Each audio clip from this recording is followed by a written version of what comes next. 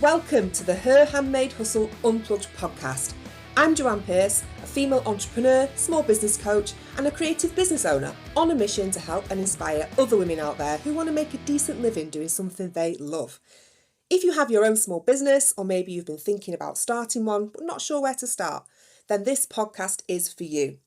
I share everything I know about starting a creative business from my own experience of running my handmade stationery company, Vintage Twee. It's as honest and as down to earth as me, and it's an eclectic mix of sound business advice, northern humour, and real life, because it's not easy, is it? This podcast celebrates the selflessness, the strength and resilience of women, because we possess a superpower so great that we can handle whatever life throws at us and come out the other side. We are survivors, we are warriors, and we are as determined as hell to succeed.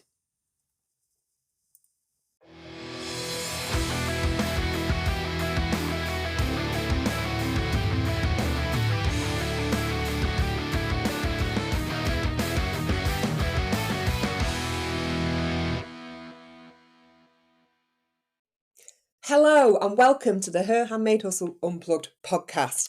Thank you so much for listening. As always, we're just going to dive straight in today, straight down to business. And we're going to be facing some facts. We're going to be getting you to look really honestly at your mindset when it comes to running your business. Like more specifically, we're going to just really dig deep to find out, are you running a business or just an expensive hobby? And there are ways to know this, which we're going to go into during the course of this episode. I've also got a free download to go with this episode as well, which I've been working on. I'll tell you all about that too as we go along. But, today's episode is a little different in that perhaps it's a bit more direct than usual.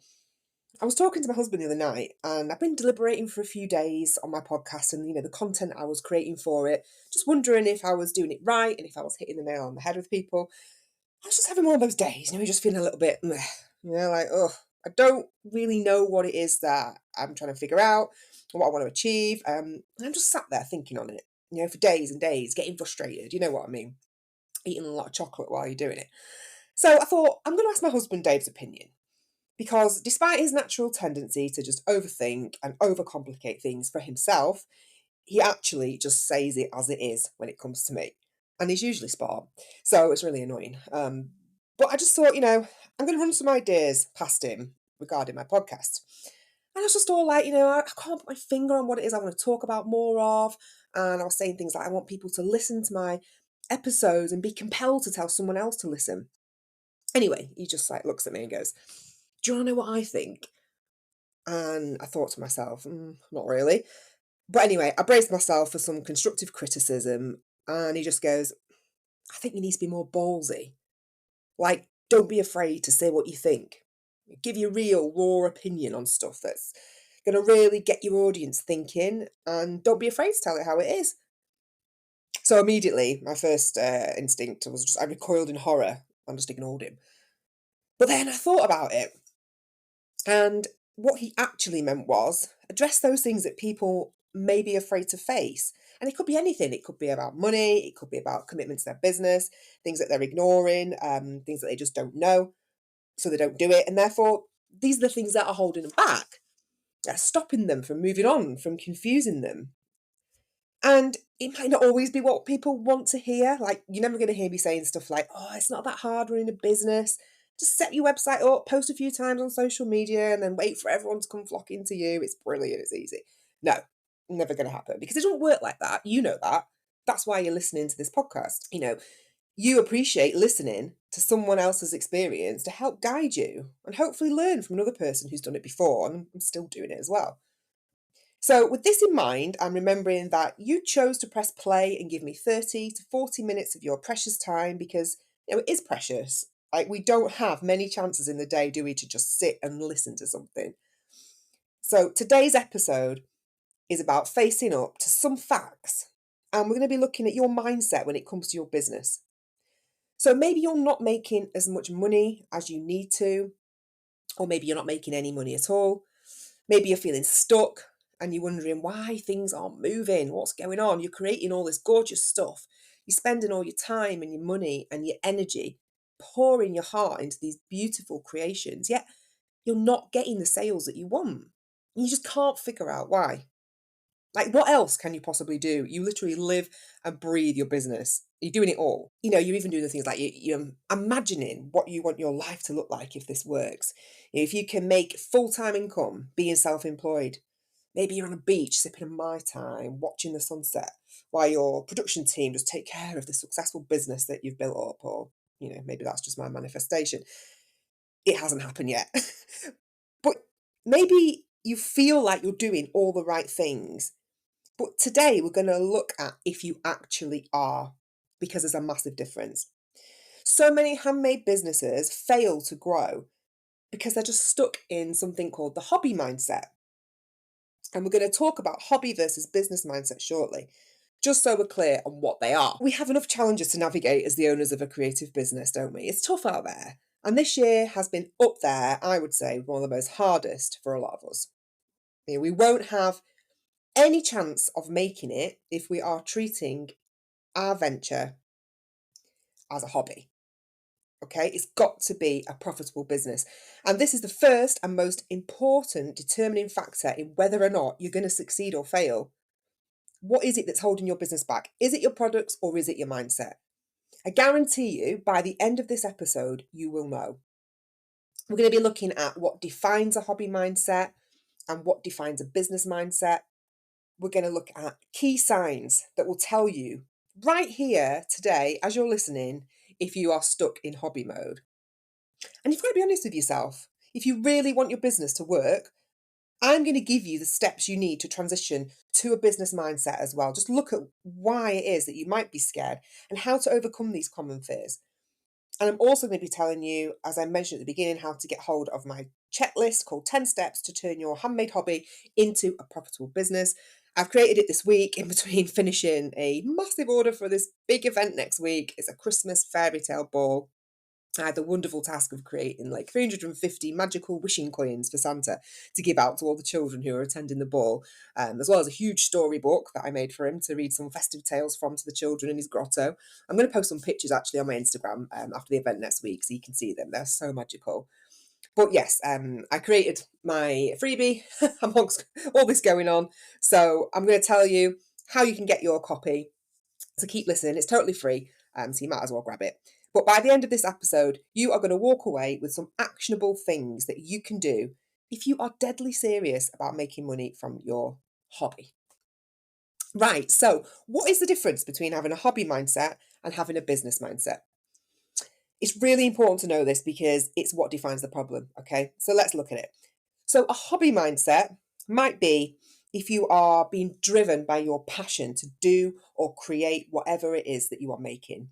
You just really want to do it, regardless of whether or not people are actually buying your stuff or you just keep churning out your creations in your own little world. Like, I think we're all a bit guilty of that sometimes anyway. But the difference is you may have minimal financial goals. You're not really thinking about the numbers and you're just being like, oh, I sold one or two this month. Well, that's good. We'll see how it goes next month. And then next month comes and you might have sold one more or one less than last month. And you're just plodding along and then you're going to go, oh, I'll see what happens tomorrow, next week and the week after. And actually, you're treating your sales as a bonus. So like you'll get an email to say someone has placed an order and you're like, woohoo, yes, someone has bought my stuff. I've spent all this time creating my products, but that's okay because someone's just bought one. Yay. It's like an unexpected advantage or an additional benefit to the joy of slaving away, creating for all hours of the day and night. Yes, of course, it's amazing when you get a sale because it validates what you're doing. Someone wants your stuff and they're actually willing to pay for it, when really that should be a given. Like, you should be expecting to get sales because it's a business.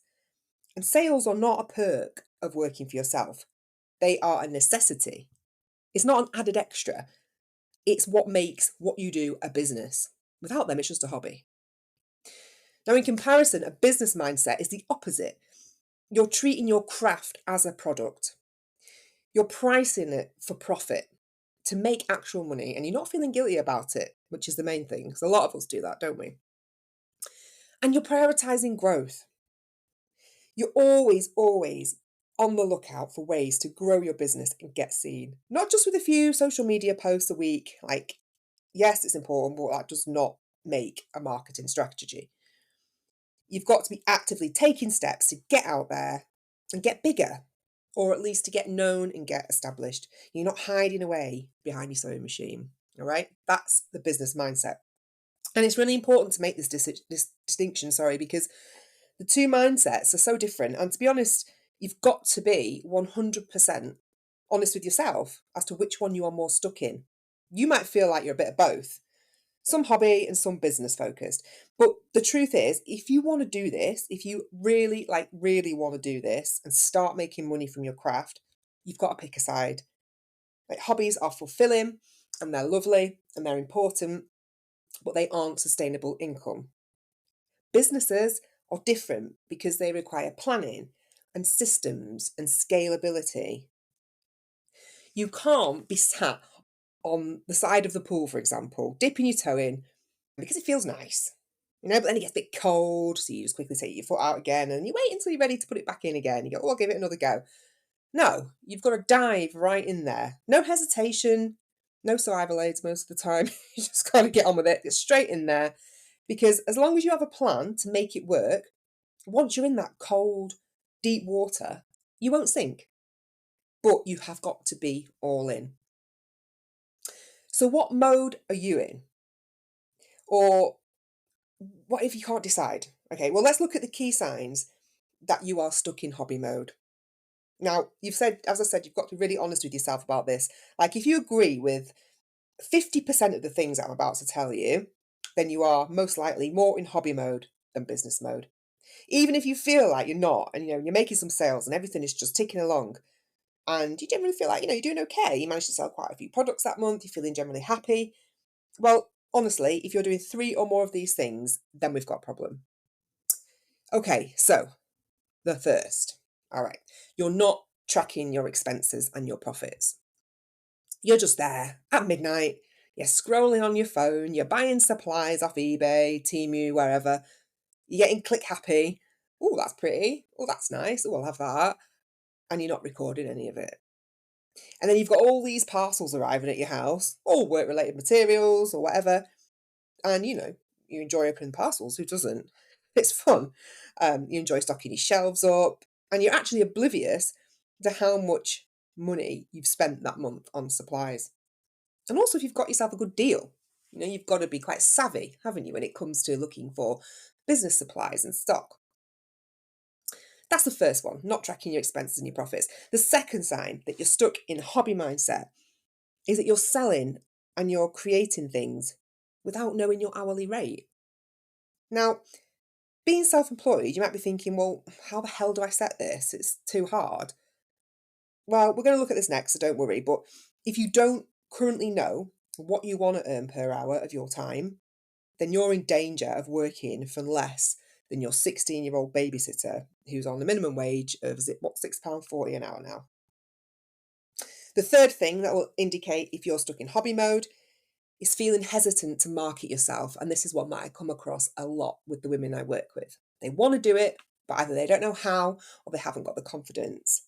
So they don't. Some people don't like shouting about themselves, okay? I'm not particularly good at it, but if I have done something I'm proud of, I think it's important to get it out there, to let people know, because it gives your business credibility. You can't shy away from the spotlight when you have got your own business. You have to take active steps to get your stuff seen. And I'm not just talking about posting on social media, because that's easy, right? You can do that from your armchair watching Strictly Come Dancing. I'm talking about stepping out beyond the prison of social media into the big wide world, researching who can help you get seen, contacting them, magazine editors, whatever, putting your business cards in places that your people or your audience are, where they're drinking their coffee, spending their time. If you're not actively seeking out new ways to grow your business, at least once a month at the bare minimum, I try and do it a couple of times a week, you're not doing enough to market yourself. So the fourth sign that you're stuck in hobby mode is that you spend more time creating than you do planning or promoting. Now, this is a big one, another big one that I hear so many times. Like, how many of us spend our days messing around with ideas and creating stuff, creating different versions of it? Um, before you know it, like a couple of months have passed and you've not actually achieved anything. We have to rein it in. It's a form of procrastination. Sometimes it's a bit of a delay tactic. One of my colleagues, actually, she's always telling me that she's guilty of this. And she says she spends all the time creating and trying out different variations of things and not actually getting any of them to market. And we were laughing the other day because we were talking about this. And there's a company who's in the same industry as her. I won't say who it is because you never know who's buddy listening. I don't want to get in any trouble. But yeah, they do the same kind of thing. And it's nowhere near as good quality as my colleagues, like completely different level. Anyway, all the stuff this company were doing just kept popping up on our Facebook feeds. And I happened to say to her this day, oh, looks like so and so are at it again, full on for the festive season. And my friend, who admittedly was just telling me in the same conversation that she'd just been trying out all these ideas to sell. And she said to me, in reference to that particular company, she said, well, they may be crap, Joanne, but at least they're consistently crap. She said, they're getting their stuff out there, unlike me, who just keeps creating more and more things that just never make it past my front door. And A, it just really made me laugh. And B, I thought it's like the perfect example of being stuck in the hobby mindset. The fifth sign of being stuck in this mindset, just in case you're still with me and hopefully aren't collapsed in a heap in the corner of your craft room, sobbing. So far, you can tick all four of those last boxes, is relying on friends and family as your main customers. Now, we've all done it, right? Our mums, our sisters, our next door neighbours, our friends, they've all bought stuff to support our business venture. And that's okay. My first customer for Vintage Tree, my stationery business, was my mum. And she sent me an email, even though at the time we were both sat in the lounge together watching TV, I remember. And she sent me this email saying, Dear Joanne, or Dear Vintage Tree, I would like to order a pack of the Eat Me cupcake toppers, please, that she wanted to put away for the annual Boxing Day buffet. But bearing in mind this was in March. And she wanted to order a set of my confetti cones, even though Norm was getting married. So, I've still got her invoice somewhere. It was so funny. But it was very sweet. She was supporting me, and that was lovely. And the point is, it's okay to sell to your friends and family on two grounds. Okay. First one, they aren't your only customers. They only make up a very small proportion of them, like 10% or something. And B, they're paying full price. Like, no friends and family rates allowed, I'm afraid. I'm pretty harsh. Unless it's like my sister and it's for my niece and my nephews, then I'll let her off. But yeah, no discounts. You're a business. And number 6, the last key sign that you might be stuck in hobby mode is you have no clear growth strategy or reinvestment into your business. Like, maybe you just want to see how it goes. And you say things like, well, once I've made £1,000, I'll look at getting some business cards made, or perhaps I'll spend £100 on a course or getting help to learn what I need to know. Well, the truth is, you always have to be thinking about those investments, time and money, so that your business can grow into something sustainable. Otherwise, you're always going to be stuck in the same place. Now, if you haven't already took yourself off a bridge because you've realised that you're doing some or all of these things I've just mentioned, and now you're feeling a little bit pissed off with me because I've put it out there, well, I'm sorry. I truly am. I actually know how hard it can be and admit some of that stuff. Like, for me, it was always the financial things, like tracking what I was spending on materials. I did it, of course I did it. I did it for my tax return, and I'd go through the motions and I'd log it all on my expenses spreadsheet, ready for the time that I had to submit my self-assessment. But I wouldn't look at it until the year end or whenever I filed my tax documents. Sometimes I'd have a right shock. Like, so one year, it was during a recession. I think it wasn't long after I started, so it was maybe 2011. I just remember it being a really tough year and I was struggling so much. I was living on my own for the first time after my first marriage broke up. I had this little flat that I had to find rent money for. Friends wanted to go out with me. Obviously, I was single, but I just never had any money, even though I seemed to be working my arse off, right? I was just constantly broke. Anyway, when I came to submit my tax return, like, the figures were there in black and white. Like, all the orders I'd received, or not received, depending, that year, and everything that I'd had to lay out for my business. And my profit was something like nine or £10,000. Now, that was my annual salary. Bearing in mind, this was my full-time job, and I was running a house as well. I had bills to pay. it was no wonder that I've been struggling. It worked out, I think, over the course of the year, it's about £800 a month, right? Now, considering my rent was 600 quid on my own, it didn't exactly leave much to pay council tax, utility bills, phone, internet, food, petrol. I think that year, my mum and dad actually paid my gas and electric bills for me, bless them, and they gave me like a few Tesco gift cards with a food shop. It was tough. But now I'm tracking my expenses and my profit monthly. So I know exactly what I've taken, exactly what I've spent, and then what I'm left with. And it really does ease the headache when it comes to submitting your tax return as well. And even if you're not at that point yet, you still need to know exactly what it is you're spending and what you're taking. Right, so let's not get too depressed about it, okay? So if you think that actually, yes, I am stuck in the hobby mode, I am in that mindset and I don't want to be anymore.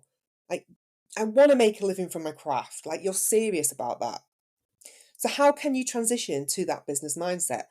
What steps can you take to make sure that you're doing this right? And this is exactly what I created my freebie for you to help with. Details on how to download that will be coming at the end of the episode, so keep a listen out for that. But first, you've got to get intentional. That is the first step, all right? In order to make that mindset shift, you have to treat your craft as a product and not just an extension of your creativity.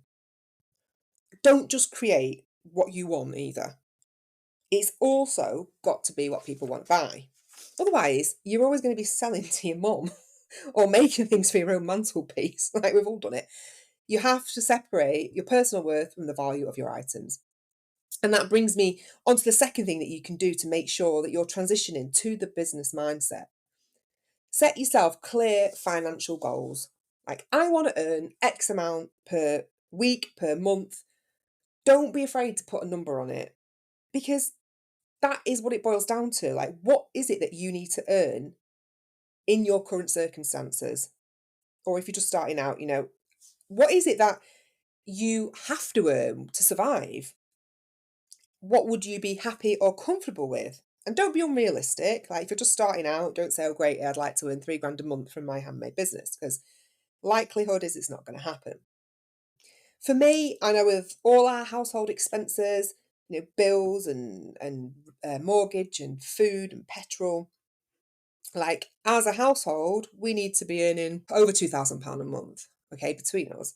And that's without having to save anything, obviously, for holidays and Christmas and any nice things that we want to do. And actually, food as well, because I always spend more on food than I budget. Always. We're greedy in this house. But, you have to look at what it is that you want to make. So I want to be able to be comfortable. Like I say, I want to be able to put money away for holidays and days out and being able to treat myself every now and again. So for me, when things are good, I mean, obviously I've been off for the last 6 months with my operation, but when things are good, I want to be earning anywhere from £1,500 a month upwards, ideally more near the 2 grand mark. Now, some months I don't make this goal, and other months I might smash it out the park. Like, it's totally unpredictable when you're self-employed, and I know that, I appreciate that. Okay, but if you can look at it as a yearly salary, like, what would you like to be earning annually? And then divide it by 12, it'll give you an idea of what to aim for each month. And if you don't reach your goal for, say, like 3 or 4 months in a row, then it's time to switch stuff up. Look at what changes you can make to bring in that money. What is it that isn't working? You also need to set some operational goals. So you set yourself a target of how many items that you'd ideally like to sell that week, even if it's only one. And you could have to plan. This is the point. You have to put the plans in motion. You could plan to write a blog post maybe once a month to talk about something of interest in your niche that your audience might be likely to search out on Google. Like, say you make candles, you could write a blog post on the benefits of using eco-friendly soy wax. Or maybe, I don't know, maybe you draw pet portraits and you've got a website with a blog. You could write about 5 meaningful ways to, I don't know, remember a lost pet. And then in that article, you could tie in other products that you like that would be a good, way to remember a lost pet. And you can link them and credit them. Credit the small business owner. They will love it. Drop them an email so they share it as well. Everybody wants to be featured. So it's a good thing. As long as you've asked permission to feature any photographs that you use that aren't yours, you're good to go. It's a great way to bring in different sets of people, audiences that are actually typing things into Google looking for what it is you do. And you also want to be thinking about long-term goals. So maybe in 3 to 6 months, you want to start selling on an e-commerce platform or an online marketplace like Etsy. But whatever it is, you've got to write it down. Like, commit your goals to paper because you're more likely to achieve them that way. The third thing that you absolutely must do to get yourself firmly in the business mindset, you've got to know your numbers. Like, it is honestly the most dull part, unless, of course, you love crunching numbers. I don't. But it is what separates your hobby from your business. So you need to make sure you're calculating all of your costs. No more guessing or being like, oh, can't remember what I just spent on Amazon, or it'd be right, I'll just not factor that bit in because I can't work it out. Well, you have to work it out. Okay, so say you use half a metre of ribbon on a product, right? You've got a roll of 20 metres. Work out how much that whole roll cost you and divide it by how many products you can get out of it.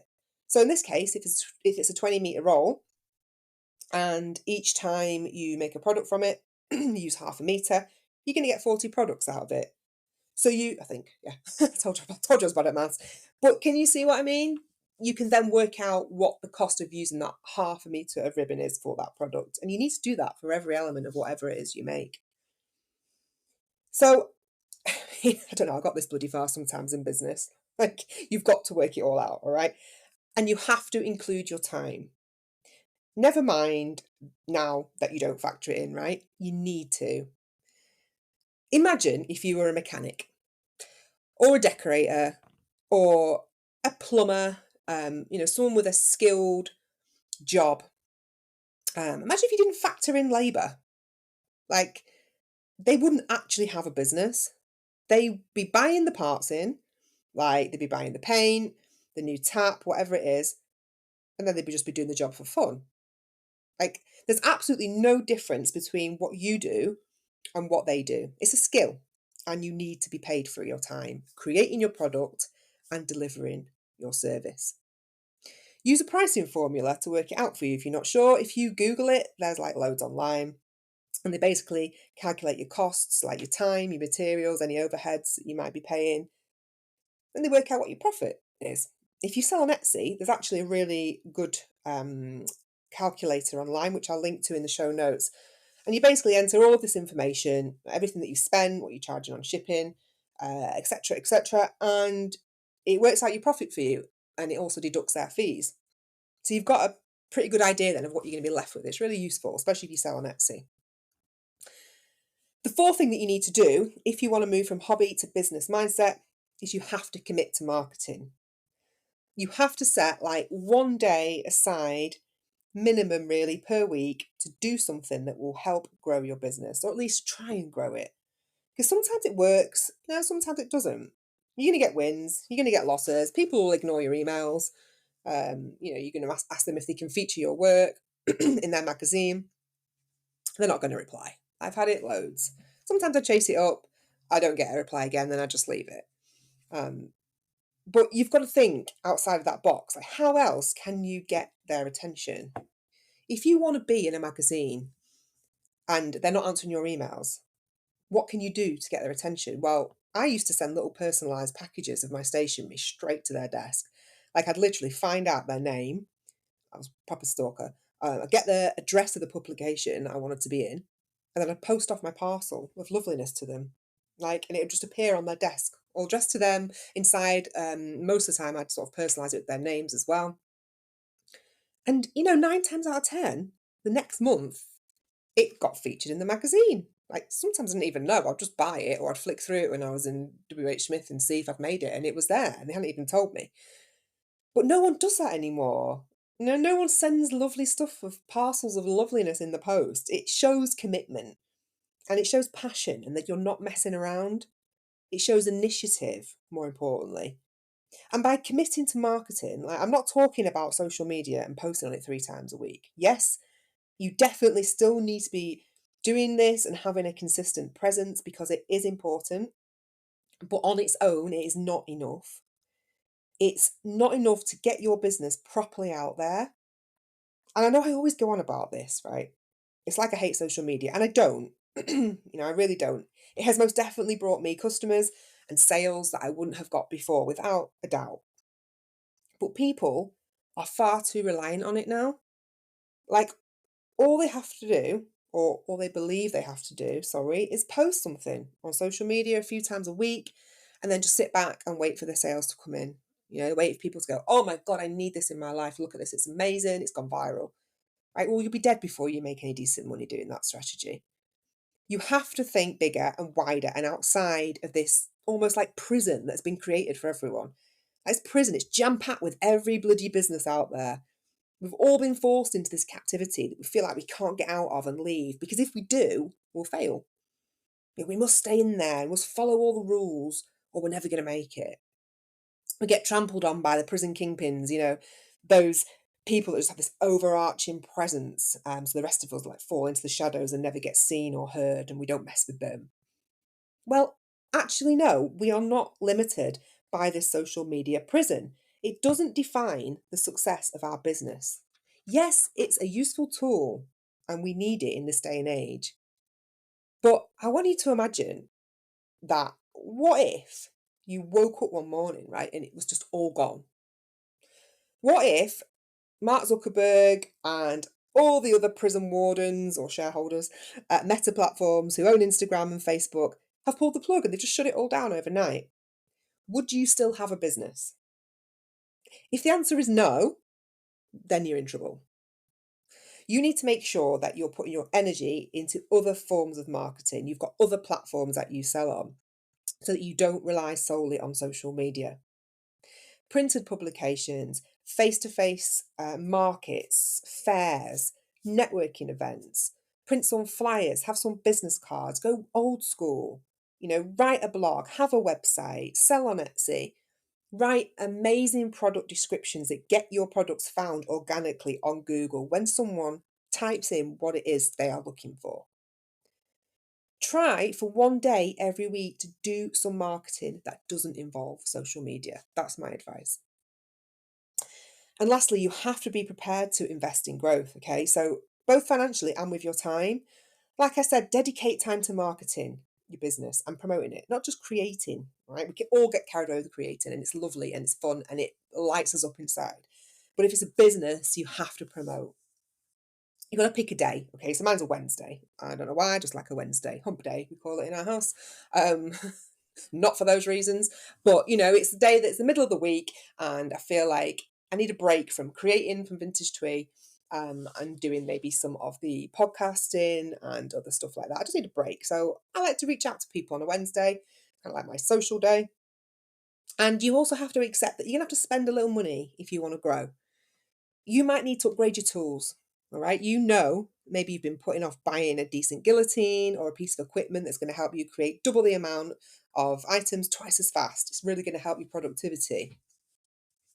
If you don't know how to do something that's holding you back, like learn Canva to produce some cool flyers or something, or business cards or a newsletter, or maybe you want to learn how to sew so you can offer a different range of products. I don't know, anything. You need to educate yourself. You need to invest. Figure out how to do it and seek help when you need it.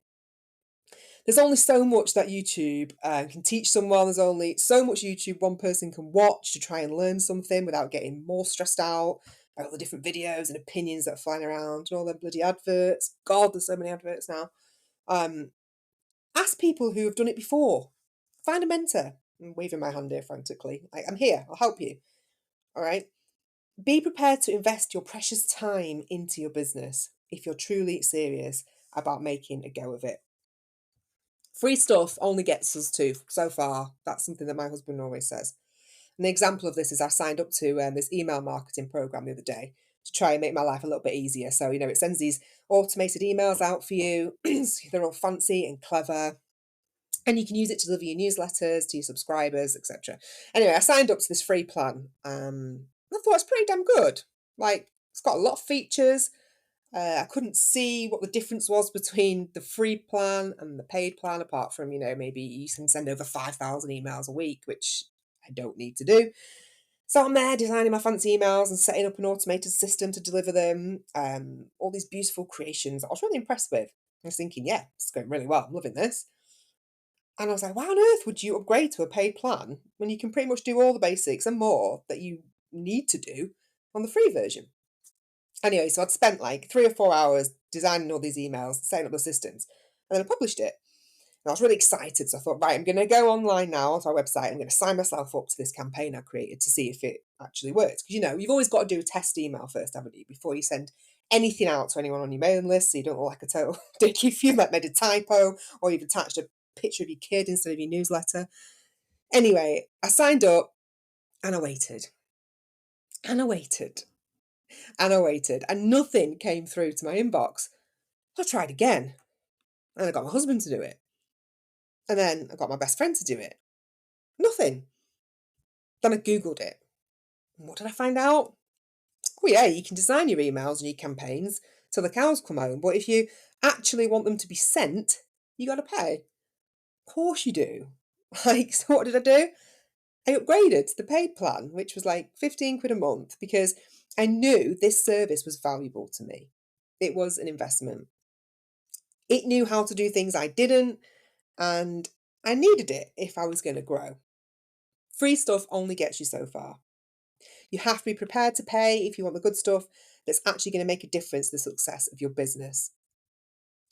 But, on that note, everybody still loves a freebie, right? And sometimes they are very valuable. So I said I would tell you about mine, which I've created to go alongside this podcast episode.